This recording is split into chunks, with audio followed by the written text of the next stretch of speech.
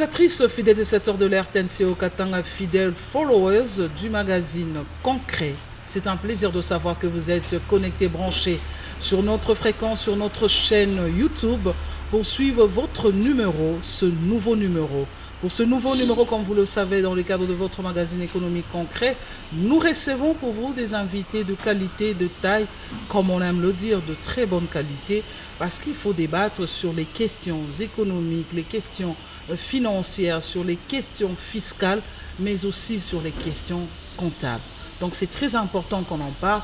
Et pour ce soir, nous recevons pour vous Monsieur Koj Moulombe, qui est au fait Dieudonné, qui est au fait expert comptable et puis associé gérant du cabinet TKS.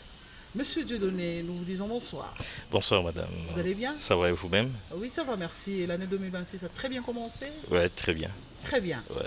Rassurant. Oui, rassurant. Rassurant. Rassurant. Donc on se dit que comme l'année a très bien commencé, c'est rassurant. Mais nous allons parler avec vous sur une grande question aujourd'hui. C'est l'expertise comptable. Ouais. Lorsque l'on parle d'expertise comptable, qu'est-ce que ça signifie? Oui, en fait, l'expertise comptable, c'est une profession. C'est une profession qui est exercée par l'expert comptable. Et un expert comptable, c'est un membre agréé de l'Ordre national des experts comptables. Vous avez un ordre? Oui, il y a un ordre national des experts comptables. Et cet ordre a été institué par la loi 002 /15 de 2015 qui a institué l'ordre national des experts comptables. Donc l'ordre national des experts comptables régit le professionnel du chiffre qui sont les experts comptables. Et il y a un tableau des experts comptables. Et il y a des experts comptables qui sont dans des cabinets. Il y a des experts comptables qui sont dans des sociétés, qui sont salariés. Et il y a aussi des experts comptables qui sont indépendants. Et enfin, nous avons les experts comptables stagiaires qui sont inscrits au tableau. Okay. Et le titre expert comptable ne peut pas être utilisé par n'importe qui. Ah, vous êtes jaloux d'être expert comptable dans l'ordre? Exactement, parce que c'est une sommation d'un très long parcours. Et ça fait que donc, si tout le monde commence à utiliser le terme expert comptable, et on aura des bandits qui vont s'infiltrer dans la profession, quoi. Alors c'est comme ça que pour utiliser la qualification, le titre d'expert comptable, il faut quelqu'un qui est inscrit au tableau, quelqu'un qui a prêté serment. Ah, parce que vous prêtez aussi serment? Oui, nous prêtons serment devant la cour d'appel. Ok. Ouais. Ah, ça je savais pas. Ouais.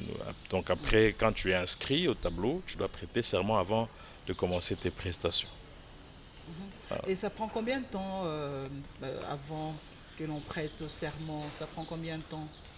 Oui, l'ordre en question a été institué en 2015, mais ce qui est vrai, c'est qu'il y a eu des gens qui étaient plus pointus, plus expérimentés avant la création de l'ordre.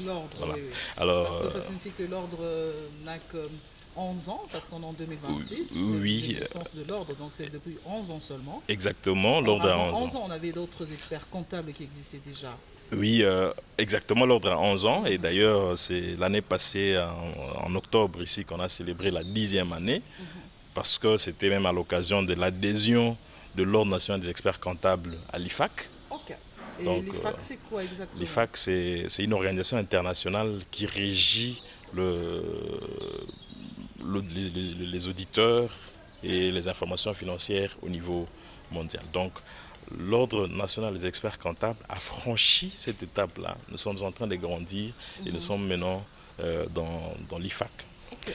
Alors, et d'ailleurs, c'est au mois d'octobre ici qu'on a eu à célébrer la 10e année de Octobre l'ONEC. 2025. Ouais. Maintenant, je disais, avant ça, il y avait des de comptables qui étaient expérimentés. Alors, on a eu à prendre, d'abord au début, le premier membre de l'Ordre national des experts comptables. Il fallait avoir une certaine expérience. Donc, pour ceux qui étaient dans des cabinets, parce que les cabinets d'audit et expertise comptable existaient, pour ceux qui étaient dans des cabinets, il fallait avoir au moins 7 ans dans un cabinet d'audit et expertise comptable. Il fallait prouver une expérience vraiment avérée. Et pour ceux qui étaient dans des sociétés, il fallait avoir minimum 10 ans comme directeur financier ou chef comptable. Alors on a coopté le premier membre de l'Ordre national des experts comptables. Alors c'est comme ça que vous voyez tous ces parcours-là, ces sacrifices, quelqu'un qui a eu à faire 7 ans dans un cabinet d'audit et expertise comptable, c'est pas moindre. Vous savez que dans un cabinet d'audit et expertise comptable, c'est beaucoup de travaux, c'est beaucoup de sacrifices. Et on sait quand on entre, mais on ne sait pas quand on quitte les bureaux. Alors, tout ce que quelqu'un peut faire comme sacrifice, et puis bon, un bandit qui n'a rien fait, et puis qui vient demain, qui s'appelle expert comptable. Ouais. Mais quand vous rencontrez ces genres de situations, vous en tant que expert comptable, qu'est-ce que ça vous fait? Vous allez dans une entreprise, puis bon, vous apprenez qu'il y a quelqu'un qui n'a pas qualité d'être appelé expert comptable, mais qui s'appelle... Qu'est-ce que ça vous fait? C'est punissable, madame. Ok. C'est punissable. Vous pouvez Oui. Et puis, vous serez poursuivi par la justice. Ok. Et puis, il y a toute une disposition qui régit ce genre de problème-là. Et puis, vous serez poursuivi par la justice et puis vous allez payer de Donc, fidèles utilisatrices, fidèles utilisateurs, attention à ceux-là qui se font passer pour des experts comptables, mais qui en réalité ne le sont pas. Vous êtes punissables devant la loi. Ce n'est pas moi qui le dis, c'est monsieur Dieudonné Corge qui le dit, parce qu'il est expert comptable, il a de l'expérience en la matière. Nous poursuivons dans le cadre de ce magazine, mais lorsqu'on parle de la comptabilité, on parle de l'expertise comptable, d'un expert comptable, tout ça, ça renvoie à un terme, le comptable, la comptabilité. Et j'entends souvent les gens dire un exercice comptable. C'est quoi en fait un exercice comptable? Et à quel moment, dans une entreprise, on peut avoir besoin des services d'un expert comptable? Donc vous avez 2 questions. Merci. En fait, par exercice comptable, on voit une période de 12 mois. Ok. Donc, là, nous sommes au janvier, mois de mars. Donc ça a commencé au mois de janvier. Janvier au 31 décembre, du 1er janvier au 31 décembre, c'est un exercice comptable. Okay. Donc un exercice comptable, c'est une période de 12 mois. Donc c'est une année civile. Voilà, c'est ça un exercice comptable. Maintenant, nous, en comptabilité, on parle de l'exercice comptable. Donc, qui commence le 1er janvier et qui prend fin le 31 décembre à minuit. Ok. Alors, il n'existe pas, ça c'est une curiosité, il n'existe pas un exercice comptable qui peut commencer, par exemple, nous sommes au mois de mars, qui commence, je prends le cas, le 20 mars et qui va prendre fin le 20 mars 2027. Ça existe ou pas? Non. En fait, pour les entreprises... Parce que là, c'est 12 mois. Exactement. Pour les entreprises naissantes, si une entreprise a commencé au courant de l'année, elle a travaillé, elle a eu à prester ou à travailler pendant 7 mois. Donc, quand on parle du 31 décembre comme que la date de fin d'exercice comptable, parce que une entreprise, c'est une institution et les gens qui ont créé cette entreprise sont des associés. Et ces associés attendent qu'on leur présente un résultat.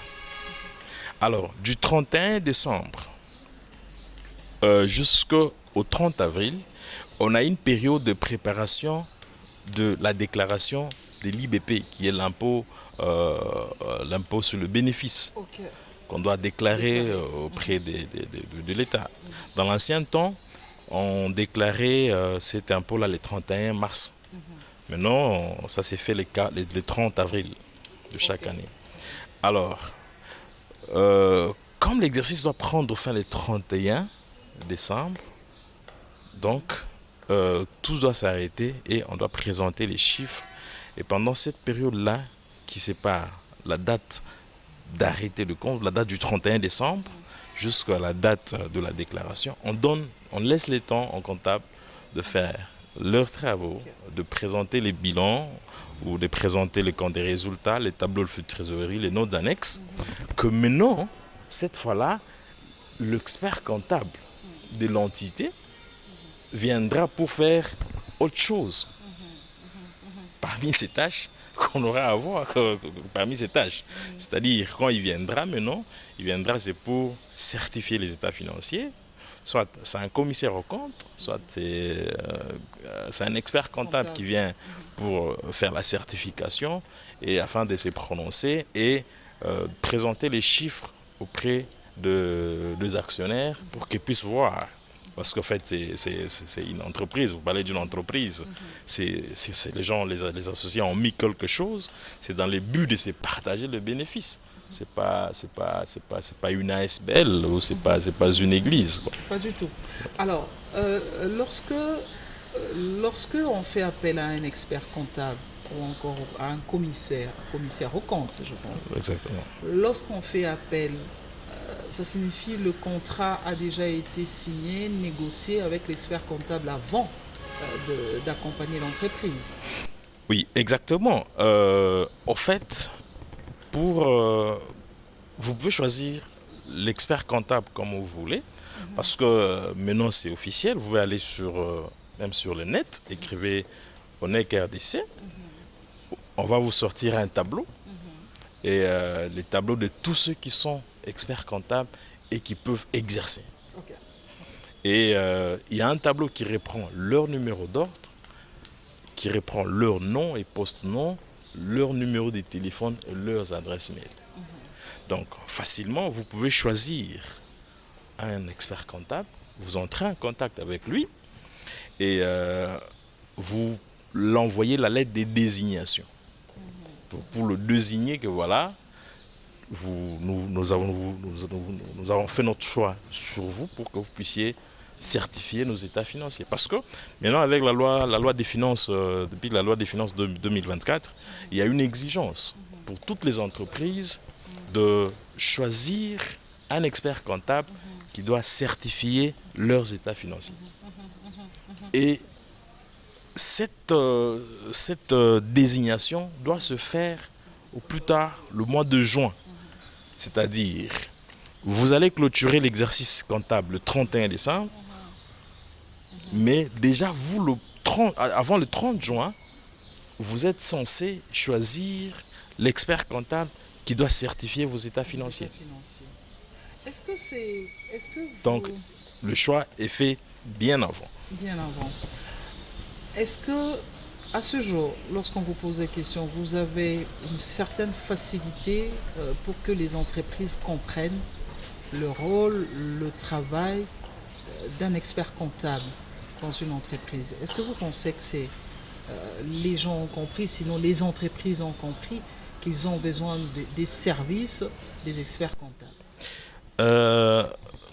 Oui, les entreprises sont en train de comprendre petit à petit, avec des contraintes du gouvernement en place, et avec certaines contraintes, petit à petit, ils commencent à comprendre qu'on ne peut pas se passer de service de l'expert comptable.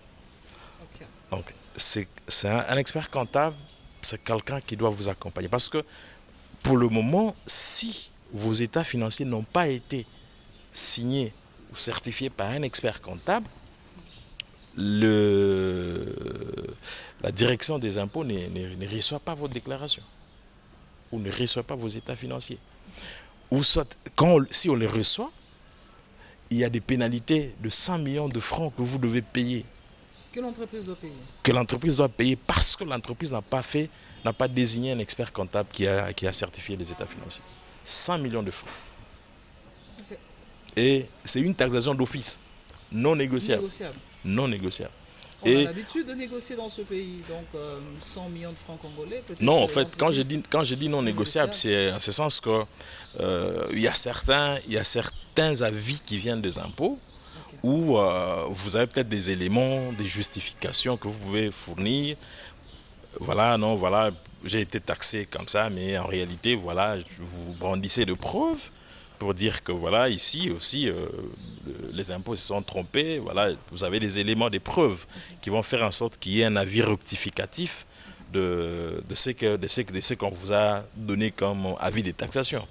Mais en cas de non-certification des états financiers, c'est quand j'ai dit non négociable, c'est en ce sens qu'il y a une taxation qui vient directement avec les avis des mises en demeure de payer le 100 millions de francs. Ah ben ça, donc ça signifie que les entreprises commencent quand même à comprendre Ah ouais. petit à petit. Avec cette contrainte, les entreprises commencent à comprendre quel est le rôle de l'expert comptable. Et si on ne fait pas appel à l'expert comptable, voilà les conséquences qui nous attendent. Avec cette contrainte-là des impôts, ça pousse certains qui étaient en train d'ignorer parfois la présence de l'expert comptable dans leurs entreprises, de comprendre que voilà, on ne peut pas se passer de l'expert comptable. Vous avez très bien expliqué le rôle d'un expert comptable, c'est quoi l'expertise comptable, mais est-ce que les entreprises qui ignorent jusqu'à ce jour, qui n'ont pas encore compris le rôle d'un expert comptable, est-ce que pour ces entreprises qui utilisent les comptables de leurs entreprises, parce qu'il y a une confusion dans certaines entreprises où on pense qu'il faut rester seulement avec le comptable, on n'a pas besoin d'un expert comptable. Est-ce que vous pouvez un peu expliciter? Voilà, merci.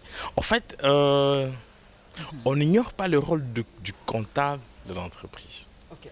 Et les comptables de l'entreprise eux-mêmes savent qu'ils peuvent faire le travail et à un moment donné, ils sont limités. La certification ne vient qu'avec l'expert comptable. Il faut noter aussi, il y a un aspect.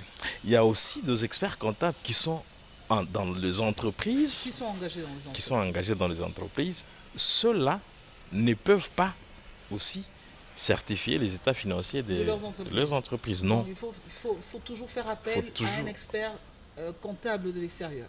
Un expert D'un comptable cabinet. un expert comptable indépendant ou un expert comptable d'un cabinet. Parce que le cabinet est considéré aussi comme étant un expert comptable, mais cette fois-là une personne morale. Ok. Une personne morale et qui engage des experts comptables en son sein. Et les experts comptables qui sont au cabinet sont des experts comptables qui sont en cabinet, et même si vous entrez dans l'espace ONEC, vous allez retrouver leur nom, mais on dit en cabinet. Alors ceux qui sont salariés, ce sont généralement, ils sont directeurs financiers, ils sont chefs comptables, ils sont contrôleurs de gestion dans beaucoup d'entreprises. Ce sont des experts comptables, mais ils ne peuvent pas certifier les états financiers de leurs entreprises. En quelque sorte, les experts comptables qui ne sont pas dans des entreprises, qui sont indépendants ou qui ont leur cabinet, sont beaucoup plus considérés que ceux-là qui sont dans les entreprises? Considérés, non, il n'y a pas de différence, tous on est confrères. Ok. Et ceux qui sont dans les entreprises, c'est leur choix. D'accord. Tous on est confrères, il n'y a pas ceux qui sont supérieurs aux Les autres. autres? Mais pourquoi on refuse que ceux qui sont dans des entreprises puissent certifier les états financiers de leurs entreprises? Ils seront jugés partis? Voilà, exactement. Ils seront jugés partis. Donc, parce qu'ils ont contribué à l'élaboration de ces états financiers.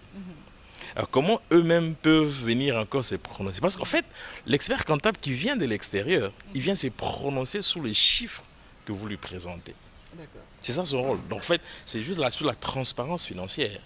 Est-ce que les états financiers qui ont été présentés sont conformes aux normes en vigueur?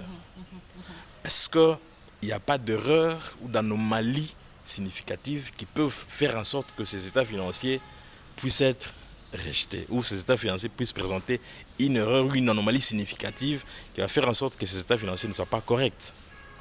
Et lorsqu'on ne présente pas les états financiers, vous avez parlé des pénalités qu'une entreprise peut payer si on ne fait pas appel à un expert comptable. Donc parce que vous avez donné la date de... C'est l'IBP qui est payé le 30 avril. Ouais. Juste après ça, donc l'entreprise doit... Et d'ailleurs, pour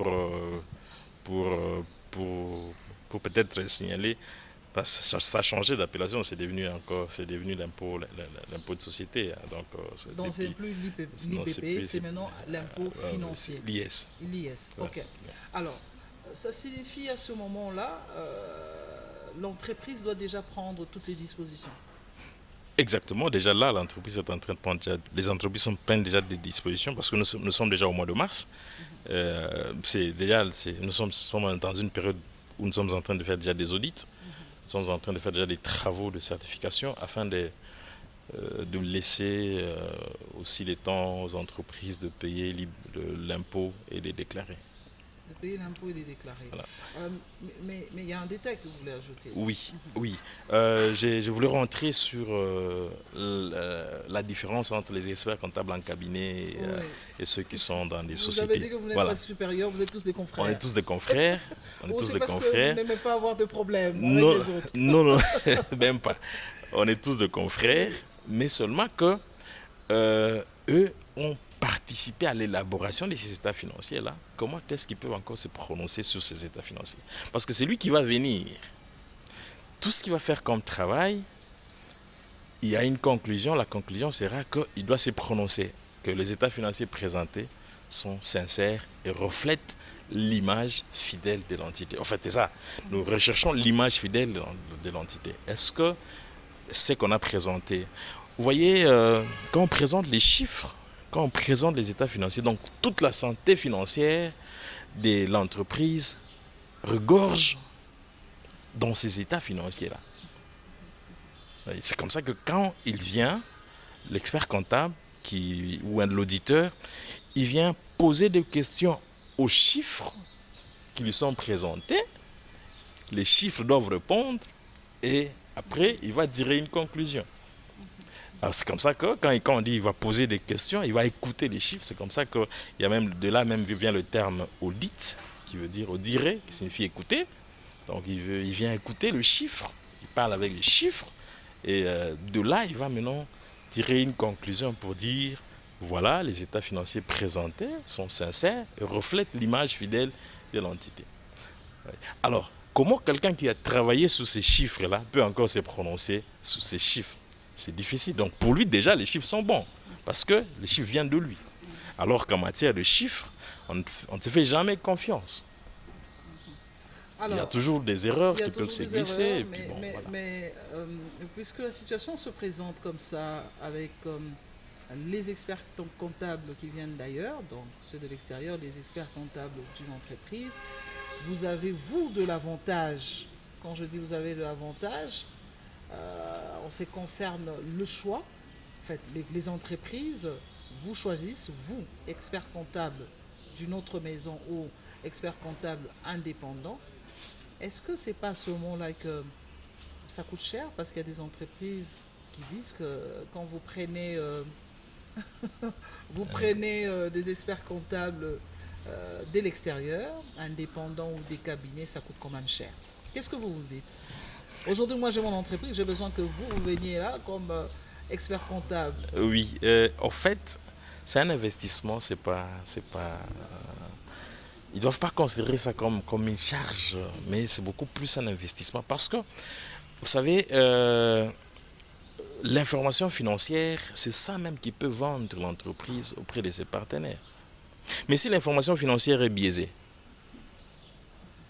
et si cette information financière n'est pas accompagnée par un expert comptable qui vient pour se prononcer sur ces chiffres, vous risquez de rater beaucoup d'opportunités par le fait qu'il n'y a pas un expert comptable qui s'est prononcé là-dessus.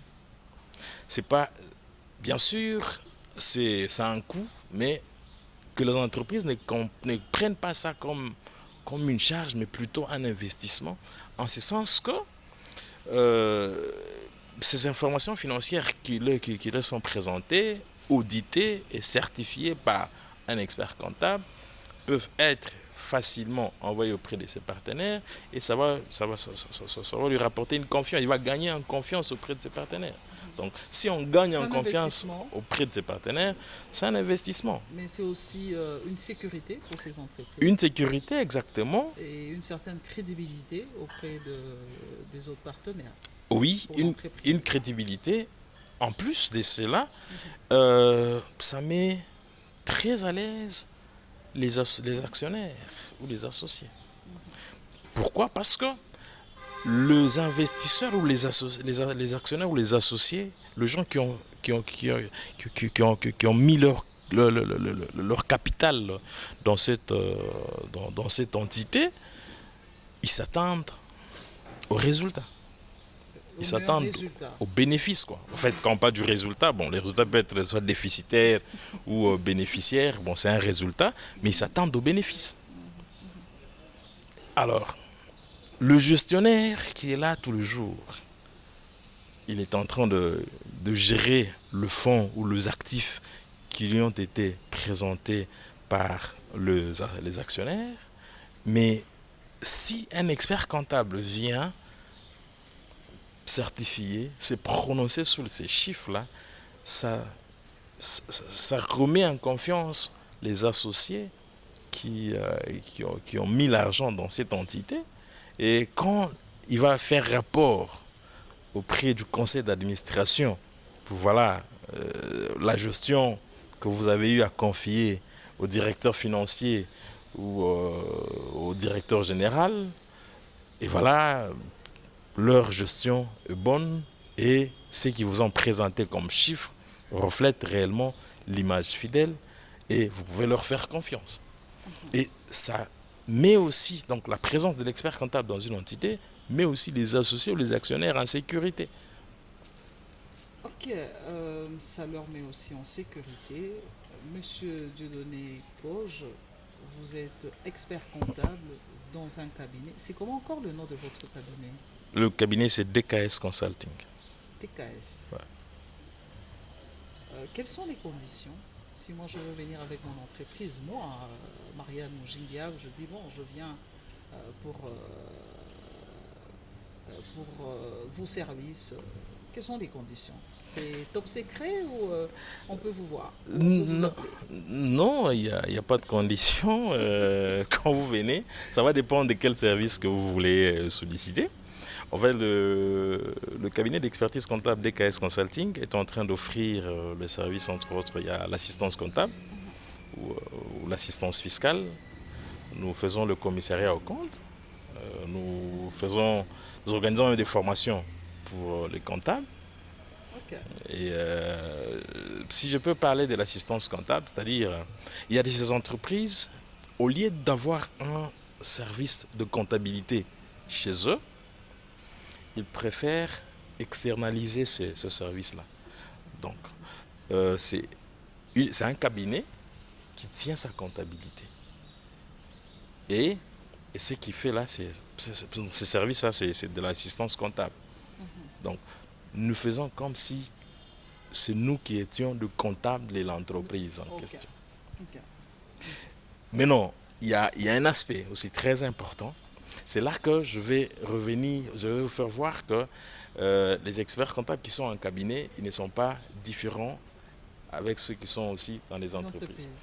Si c'est mon cabinet qui fait l'assistance comptable, ces états financiers doivent être certifiés par un expert comptable. Mais cette fois-là, ce n'est pas moi qui aurai à certifier ces états financiers, ce n'est pas mon cabinet. Parce que je fais l'assistance comptable, cette fois-là, l'entreprise va désigner un autre expert comptable qui va venir certifier les états financiers que moi j'ai eu à tenir chez moi en tant qu'assistant comptable. Ok, c'est très important ce détail. Et ça, c'est dans le cadre de l'assistance comptable. Donc, si je fais de l'assistance comptable, de l'assistance fiscale, je ne peux pas me prononcer comme un expert comptable sur ces chiffres. donc ou comme un auditeur sur ces chiffres, parce que c'est moi qui ai Ça fait. serait compliqué. Ça sera- Encore une fois, vous allez vous retrouver juge et parti, Exactement. puisque vous faites déjà l'assistance comptable, Comptable, je peux pas dossier faire. d'entreprise, Voilà. l'assistance fiscale Fiscal. aussi. Là, ok, mais au moins, le cabinet sera payé dans le cadre de L'assistance comptable, ou oui, de ce sont des l'assistance services que fiscale. nous offrons.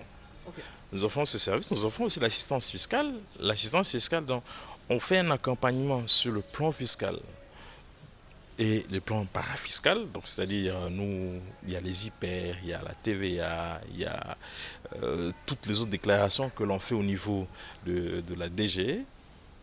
Donc, La direction des grandes entreprises. oui, il y a la DG, il y a le CDI, il y a le CIS.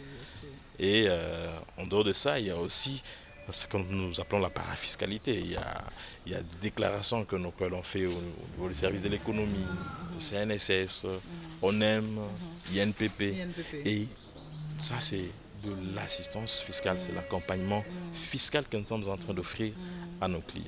Ça, c'est un autre service. Et nous faisons aussi le commissariat au compte. Donc, le commissariat au compte, dans cette fois-là, l'entreprise peut nommer le cabinet DKS Consulting comme commissaire au compte. Et quand on fait le commissariat au compte, c'est un mandat de 5 ans. Le commissariat en compte, c'est un mandat de 5 ans. Ouais, 5 Ok. ans, 5 ans. C'est un mandat de 5 ans, vous êtes commissaire au compte et vous accompagnez l'entité pendant cette période-là. Et ça peut être renouvelable. Mais il y a une question à laquelle vous n'avez pas encore répondu. Est-ce que ça ne coûte pas cher prendre un cabinet d'experts comptables? Est-ce que ça ne coûte pas cher? Les entreprises qui hésitent encore, est-ce que c'est pas parce que ça coûte cher les frais qu'il faut vous payer?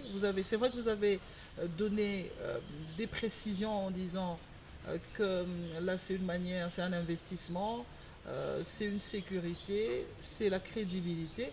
Mais est-ce que ça ne coûte pas cher le montant?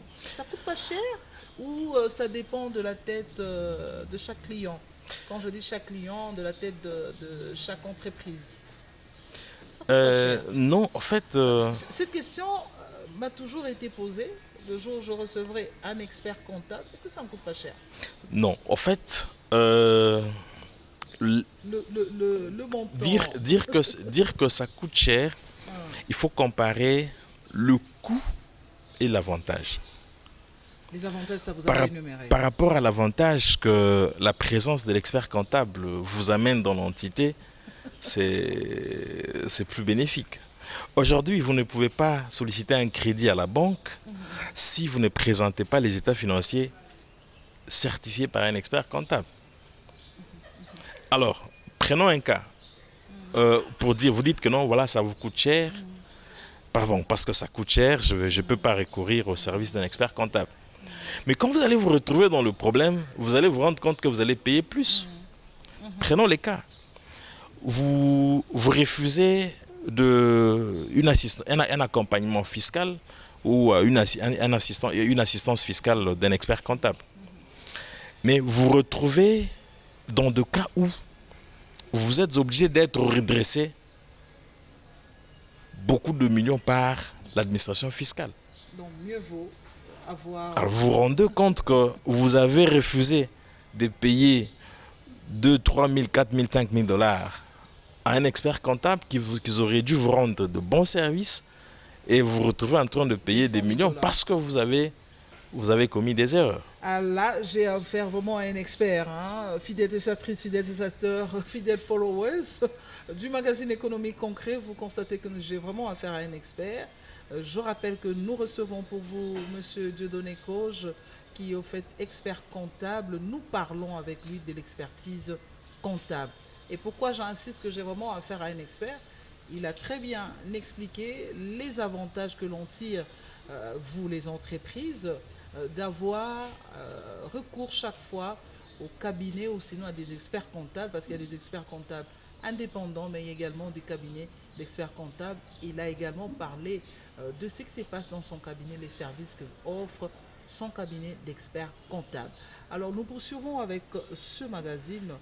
Monsieur Cauge, Si l'on vous posait la question aujourd'hui, qu'est-ce que vous aurez voulu faire dans la vie à part être expert comptable? C'est pour dire, est-ce que vous voyez que ce travail, c'est en vous? C'est une passion? Merci. S'il fallait refaire, je, je ne serais qu'expert comptable. Donc, j'ai jamais regretté, j'ai jamais regretté d'être expert comptable. Les chiffres, ça vous arrange? Le chiffre, c'est ma vie. J'ai jamais regretté d'avoir choisi cette profession et j'en suis fier. Et je veux vraiment que. Je veux même m'encourager que les gens fassent vraiment de la comptabilité et qu'ils deviennent des experts comptables. Madame, vous savez, le champ, comme la Bible le disait, comme Jésus le disait, que les champs est vaste, il a vraiment besoin, il y a peu d'ouvriers. Donc vous dites aussi Et pour l'expertise comptable, je vous dis, madame, il y a du boulot. En principe, chaque entreprise doit se faire accompagner par un expert comptable. Chaque entreprise. Aujourd'hui, tout le monde maintenant, avec le nouveau système, chacun a un NIF, un numéro d'identification fiscale. Donc c'est supposé que chacun doit se faire accompagner par un expert comptable. Donc l'expert comptable, c'est comme un médecin. Et comme quelqu'un doit avoir son médecin, quelqu'un doit avoir son avocat, et il doit avoir son expert comptable. Ailleurs, c'est comme ça que ça se passe. Alors, quand j'ai dit qu'il y a vraiment du boulot, donc vu d'abord, si on prend juste le répertoire de l'administration fiscale, on voit le nombre d'entreprises et on voit le nombre d'experts comptables qu'il y a, vous vous rendez compte que c'est incomparable. Ça vous arrive, dans le cadre de votre travail, d'être débordé par les demandes des entreprises pour être expert comptable? Exactement, Ça vous surtout, oui, surtout pendant la période que nous sommes en train de traverser, et le mois d'avril, il y a des gens qui se réveillent la veille. Comme la déclaration, c'est le 30 avril, Oui. il y a ces opérateurs économiques qui se réveillent le 20, le 25, et Avril. qui commencent à chercher, Le 25 mars. ou le 25 avril, Le 25 avril. oui, pour commencer à chercher un expert comptable qui doit certifier leurs états financiers. Et là, avec tout ce qu'il y a comme exigence, il y a maintenant il y a une commission contrôle qualité qui est en place. Et avec notre adhésion à l'IFAC, il y a maintenant trop d'exigences. Et chaque travail qu'un expert comptable fait, il y a une commission contrôle qualité qui est à l'ONEC et qui Fait la qui contre-vérification. fait la contre-vérification sur les différents dossiers. Donc on peut venir dans votre cabinet, on choisit un, deux dossiers et qu'on commence à contrôler. Et d'ailleurs, je fais partie de cette commission, la contrôle Ah, qualité. vous faites partie de cette commission-là. Exactement. Ah ben, vous êtes le surveillant Non, vous êtes le contrôleur des contrôleurs. Exactement. Ok, d'accord. Nous allons, Monsieur Coge, nous allons prendre une pause avec cette rubrique concret dans le concret. Question de voir comment se comporte le franc congolais sur le marché de change, à combien ça se change aujourd'hui. Tout de suite après, on se retrouve.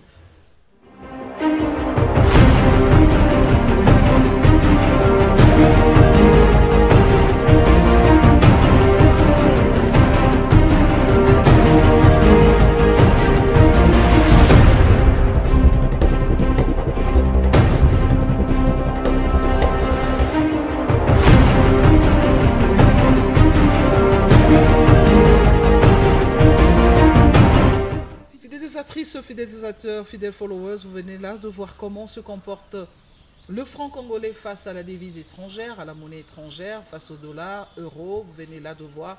Et je pense que la situation risquerait peut-être de se compliquer dans les jours prochains si l'on ne parlait pas de la Troisième Guerre mondiale. Monsieur Coge, nous sommes en train de finir petit à petit ce magazine de ce soir. l'expertise comptable. Vous êtes expert comptable. Nous sommes pratiquement à la fin de ce magazine. Qu'est-ce que vous avez souhaité que l'on dise, que l'on n'a pas dit pour clôturer ce magazine de ce soir? Et nous espérons que vous serez prochainement également notre invité pour un autre sujet et surtout pour parler de votre cabinet. Votre mot de la fin. Merci beaucoup, madame. C'était un grand plaisir d'être reçu dans votre magazine. En fait, j'ai compris que apparemment, il y a une crainte. Les gens sont en train de se dire peut-être que le service d'expertise comptable, ou si on allait voir un expert comptable, ça va nous coûter cher. Ce que je peux rassurer au public, c'est que il faut se rapprocher de l'expert comptable. Chers opérateurs économiques, les experts comptables sont là pour vous accompagner dans votre prise de décision, dans votre gestion de tous les jours. Il n'y a pas de confiance sans expert comptable. Il n'y a pas de chiffres sans confiance. Et la confiance de vos chiffres va faire en sorte que vos partenaires puissent vous faire aussi confiance. D'où cette confiance-là est donnée par la présence de l'expert comptable dans votre entité. Et rapprochez-vous de l'expert comptable, vous ne serez jamais déçu.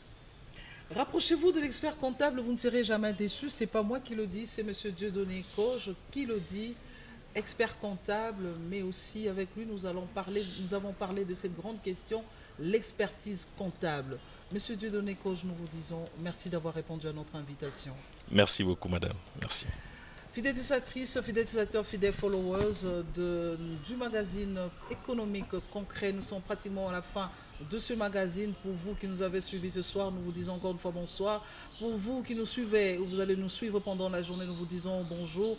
Merci parce que vous êtes toujours là pour nous écrire, pour les suggestions, les propositions. Nous sommes là pour vous. Bye bye et à la fois prochaine.